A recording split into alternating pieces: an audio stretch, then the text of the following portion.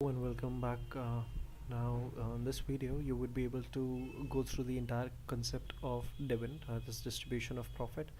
Dividend is defined under Section 2, subsection 35 of Companies Act 2013. Read along with Companies Declaration and Payment of Dividend Rule 2014, and also consider Secretarial Standard 3 on dividend. In this video, you will be able to go through Section 123, 124. 126 and 127 along with the exceptions in which the penalty or the negligence of the company is not considered. That means they won't be liable for the payment of any sort of penalty in respect of these five situations. So beginning from first thing first, this is part 1 of dividend. It will be summarized in two parts. So first is this, and next one I'll be uploading right after the completion of the video. The section 51 of the act states that the company article of association to authorize the declaration of dividend proportion to the amount paid on each share. The Secretarial Standard 3 says declaration only after board of director authorizing Rule 43, Regulation 43 of SEBI LODR says company to declare and disclose dividend on per share basis only. Now, the sources for declaration of dividend, Section 123 says profit after tax of the company after adjustment as per subsection 2 for depreciation. The profit of the company for previous financial years arrived after providing depreciation and remaining undistributed or out of both. In the computation of profit, excluding unrealized or notional gains or revaluation of asset and any changes in the carrying amount of asset or of a liability on the measurement of asset or liability at fair value. That means while computing the profit after tax, all these are required to be excluded. So that will be the amount eligible for the distribution of dividend along with the adjustment of depreciation. It can also be given out of the money provided by the central government or state government for the payment of dividend, or to the guarantees given by that government for the payment of dividend accordance with this section. The transfer of profit to reserve on declaration of dividend at any percentage as may consider fit. As per the 1956, earlier there was certain set of percentages which were required to be transferred to a reserve, but the Companies Act 2013 gives you the benefit to decide that how much percent you wish to transfer to reserve after the declaration of dividend. Now, on the declaration dividend, the amount is required to be transferred. So dividend in case of inadequacy of profit, when there are no profit remaining, so section 123 subsection 1 rule 3, from the profit of the previous year you can declare the dividend from the profit of previous year, but they are subject to three situations, where the first condition says 3 years preceding the average of the dividend in percentage not applicable to the company who has not declared the dividend at all. So let's say in the past 3 years, if I'm declaring the dividend, I have to compute the average of the 3 years. The percentage I'll arrive at, that is the maximum limit. As per the percent, that is the maximum limit I can declare the dividend, not more than that. Amount declared shall be 1/10 of the paid up share capital. It shall not exceed 1/10 of the paid up share capital and free reserve as per the latest audited financial statement, and not more than that.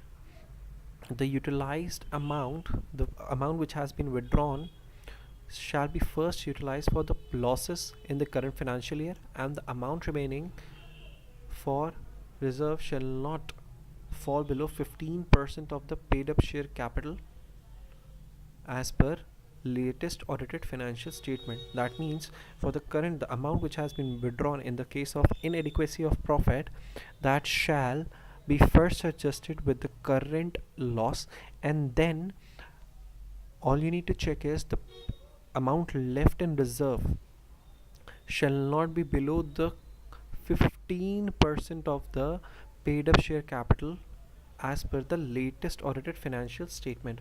Dividend shall be declared from free reserve only, and if you see this sign, the asterisk, so this all amount which is mentioned over here, let me just mark it for you. Hold on.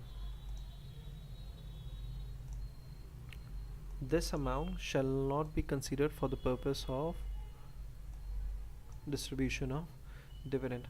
The manner of providing depreciation shall be accordance with Schedule 2. Amount shall be deposited in a special bank account in 5 days from the declaration of dividend. Dividend only be given to the registered shareholder or to his banker and shall not be payable except in cash. The payment of dividend shall be made in 30 days from the date of declaration, and the mode of payment can be by check, warrant, or e-mode. No payment if default in subsisting deposit. You cannot declare the dividend if the default is in the subsisting deposit, and nothing shall in this section prohibit the capitalization of profit, that means issue of bonus shares. With respect to the declaration of interim dividend, board may declare during any financial year or any time during the closing of financial year till the date of AGM. Dividend proposed by the board in the board meeting has to be declared in general meeting. Deposit the money within 5 days from the date of declaration. Dividend shall be paid within 30 days to the member. So that was the gist of what we have gone through. Now section 124 says any unpaid dividend after those 30 days, you have to weigh if there is any amount which is unpaid, shall be transferred to unpaid dividend account within 7 days, which shall be unpaid dividend account of company limited or company private limited, as the case may be. Amount has been transferred to this account, and unclaimed, if that amount is unclaimed for the period of 7 years, shall be transferred to investor education protection fund on expiry of 7 years, that is your subsection 5. Any shares for which dividend is not paid or claimed shall stand transferred to. Along with the detailed statement, refer in Rule 6, Sub Rule 5.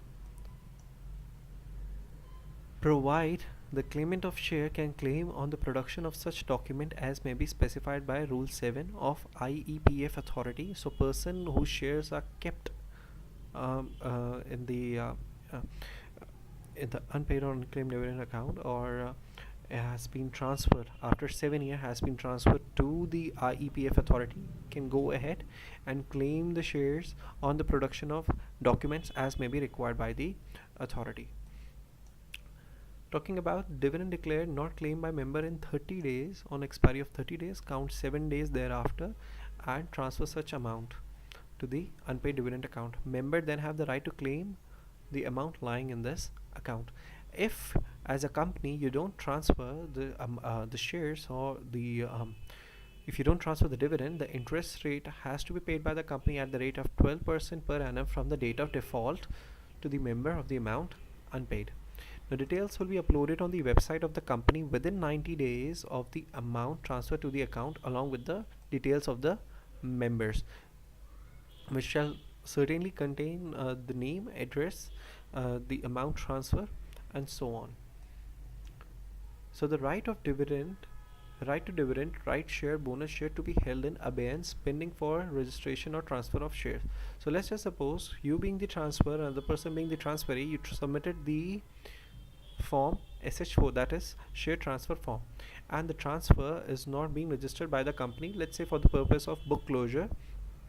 Notwithstanding anything contained in this act, transfer such amount to unpaid dividend account unless the company is authorized by the transferor who is willing to transfer such share to pay such dividend to the transferee. That means if I'm being the transferor, at the time of the book closure my name appears to be in the member register of members, so I am entitled to receive the dividend.